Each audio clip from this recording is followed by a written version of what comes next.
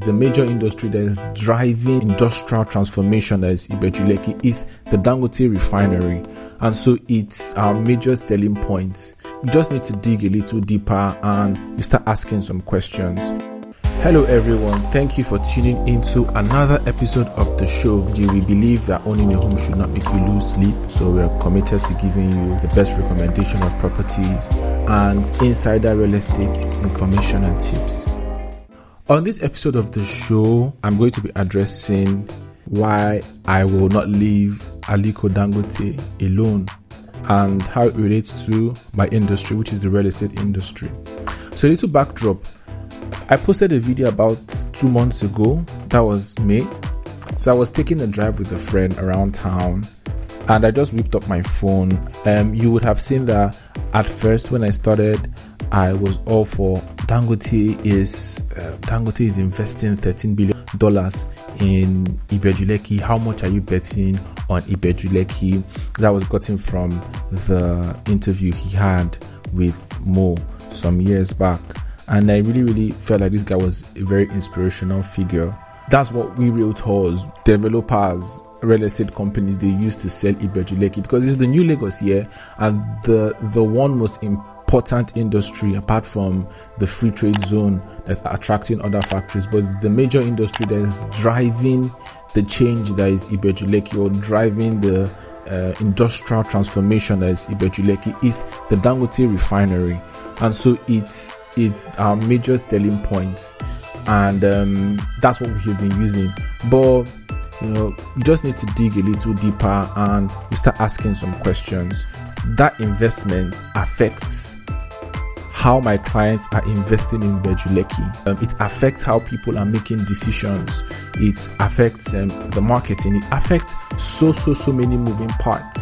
So the reason why I'm going to continue to talk about it is because this affects me, this affects my clients, my prospective clients, and people that want to invest in Ibeju Lekki. I know it's very hard for some people to conceive, especially at this part of this world, that there's something like independent analysis, because people think it all comes down to Ownahomeng. I agree. I probably might have went too far with the title is Dangote Fraud.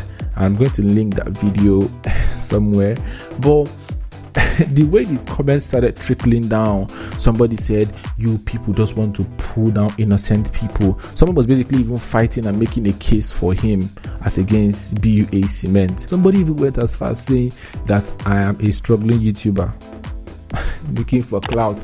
But what I'm going to do, I'm going to be addressing some of the issues in that video. Like I said, I didn't even have time to edit that video. I just posted it as raw as I did it, and I was just so surprised that the kind of way it was being perceived. So I'm going to be taking a very objective stance, to the issues there, and I'm going to be telling you why you should invest in Ibeju Lekki or not, and how Dangote and his refinery affects that decision. And before I go into some of the issues raised in that video, I just want to say this finally. A while back, I was approached by an insurance company, and I wanted to hear the offer. And then they told me it was going to be a full-time gig, basic salary of 50,000 naira per month. And as he said that, I was ready to just this is not for me. Just put down the phone and 50,000 naira for what?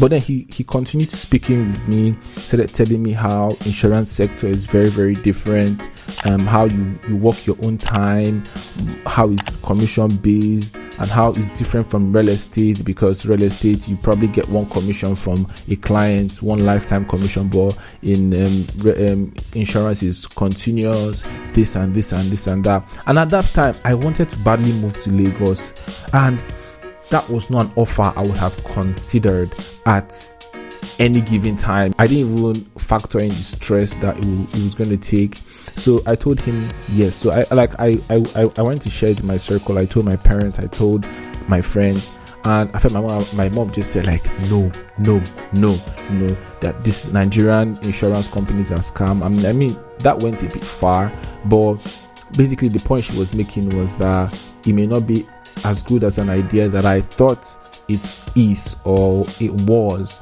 And so in the midst of that, I also talked to friends, and after a while I just realized that why am I going to put myself in bondage? Because this, first off, he said it was going to be full time, so they want your full attention, and then if you can't meet up, basically it's Lagos, things are very, very cutthroat. And I just realized that it was not going to be as straightforward as this man was telling me. So I almost fell victim to a marketing gimmick. So I'm going to be your voice of reason. I'm going to be balancing the perspective. You make a decision that you probably didn't want to make, or you don't make a decision that you were going to make. And if anything, this is just a balanced voice of analysis. So you, my client, or my prospective client, or whoever is listening, you make your final decision. So I raised some points in that video, and some people also raised some other points that I'm going to be addressing. And the first point I want to be addressing is the person that told me I should do my research about assertion that I made that the 650,000 barrels of crude that's going to be refined will be transported to Nigerian states by land, by their trucks. And Edwin, the executive director, he literally spoke at an oil and gas symposium of some sort, and he said that they are going to rely on tugboats, boats, and trucks, and that these boats were only going to go to Warri and Calabar, but the rest of the product was going to be delivered to Nigerian states by trucks. Oil tankers are going to be delivering products, and bear in mind we have dilapidated ports and we have bad roads, very, very, very thin and narrow roads. So this person that told me I should go and do my research, I think you should do your research, because I don't know any other source that can be more accurate than the executive director of Dangote Refinery. I mean, and that's why there are plans to dualize and open up Lekki Ekpe Express Road. There are already constructions going on in Lekki Ekpe Express Road right now. There's also the plans that they are buffering for years. We don't know how far they can come between now and when the refinery kicks off for the Lekki coastal road that would lead from Ibeju Lekki to VI. But that is the reality on ground. The reality on ground is that products will be transported by road, by trucks. And the issue that I raised about that was it's going to cause lots of traffic. There's going to be lots of thoroughfare. It's probably going to lead to increase in accidents. And if his cement business is anything to go by, these guys, drivers, you probably have heard of different stories of Dangote's driver ramming into vehicles, ramming into shops, stores, killing people. And also you've also heard about the meager compensation that has been given. So this is a fact. This has been established to be a fact, and so I hope that clears that point. And then the second point, one of the points I also raised was that this guy perpetuates the whole oligarchy that is the Nigerian government.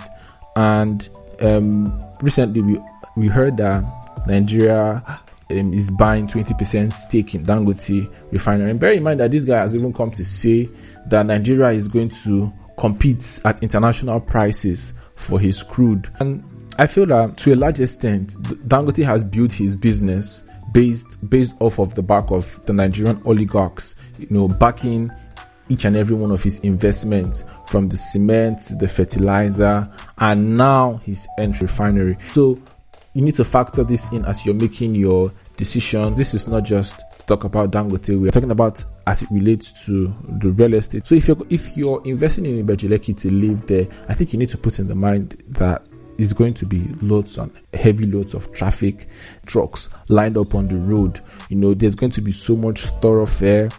They talk about the safety, and so all of these things will factor into your decision. And you need to look at it more critically and more granularly. Okay, so another issue that was raised was the issue of his cement business. It affects us because in the industry, the prices of land and the prices of building materials and the prices of houses are just incrementally going up. I don't know how much is cement now, 3,500, 4,000 above, something that was 2,500 a while ago. And bear in mind that Nigeria produces limestone. So how can a country that produces limestone have a billionaire cement maker? Some of these things don't make any sense. And I know that because we're in Nigeria and because of things, we have just been so battered. Some things are supposed to be abnormal. They seem very, very normal to us. And it is an issue. It doesn't actually follow that in a country that is blessed and like rich in limestone has a billionaire cement maker with increasingly skyrocketing prices. Also, the environmental effect of living in a place where there's refinery in Port Harcourt, it's like the whole city is enveloped by suits. And this thing comes because that we don't have any environmental guidelines. The oil companies, the different people that have come to exploit flare gas and oil, they like the foreign companies that came, they tried to play a bit of lip service to it, but they were more attuned to how these things work. But now that they started divesting and they are selling their assets, Nigerians that are taking over, they have no sense of safety. They have no sense of protecting the environment. They just want to take all of the content and then they dump whatever they are using for. And so I don't think it's going to be any different, apart from the fact that even because of it's a refinery, that place is not necessarily going to be a place you want to be inhaling fumes or just be around that environment that just kind of be like really, really saturated.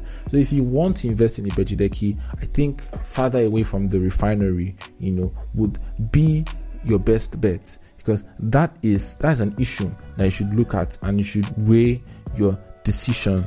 Apart from these issues that I've mentioned, I also think that Ibeju Lekki is going to do well nonetheless, because I feel that the dimension of the hustle in Lagos is such that people are just going to still take anything that is given to them. People are not going to be asking you about the health benefits. People are not talking about traffic. People are not going to be thinking. So eventually, that place is going to boom. That place is going to explode.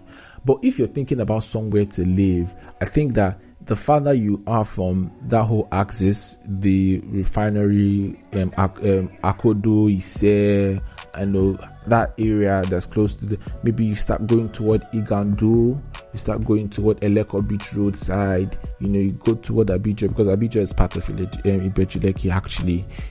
These areas are going to benefit from the industrialization as Ibeju Lekki, but they're going to be more quiet and more premium because they're not at the heart of the whole industrial madness.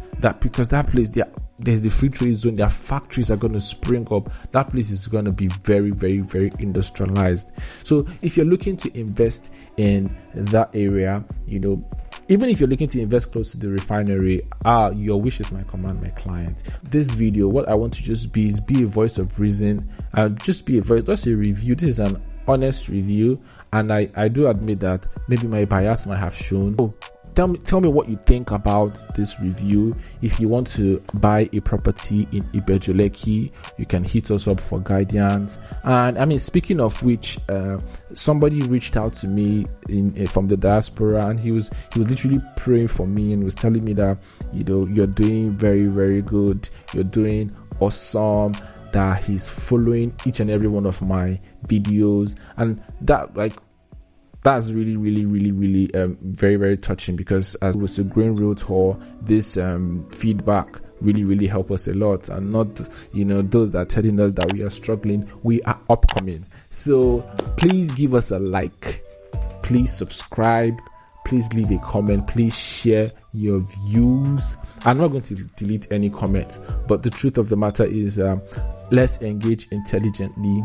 If you have a point, make it And this is not about me trying to bring an innocent man. This guy is a billionaire. He's made for life. His generation. In fact, he's going to be investing like 80% of his family fortune in the US. This guy is made. So like you said, there's no YouTuber trying to bring him down, but he's giving my clients more information to be able to make their decision. And if you're still going to go ahead with it, like I said, starting from Igando Rudu side, that's where I would actually advise you to start investing in Ibeju Lekki. We pray that the Lekki Ekpe Expressway project is completed on time, and the coastal road from Ibeju Lekki to VI is completed on time. Like, I feel like these things would ease it a lot. But as far as I'm concerned, there's no provision for any pipeline, and everything is going to be on the road. And so if you're going to be living there, that's something that you have to put in mind, and that's something that you have to factor in to your investment decision. But we're always here to help you. We're always here to guide you, and we're always here to advise, and we're all here for you. So this is Uche Philip Emordi. Thank you for listening. I don't know if I'm forgetting anything, but if I'm forgetting anything, you would hear about it in future episodes. So in these few words, as debaters say here in Nigeria, I hope I've been able to convince and not confuse you, and I hope I've been able to pass my point, and I hope I have been able to make you to see all the issues that you have to weigh before buying a property in Ibeju Lekki, before selling your property in Ibeju Lekki, and also before deciding whether you want to live in Ibeju Lekki long term. So thank you so very much for watching. This is the Ownahome TV show. Thank you. See you later.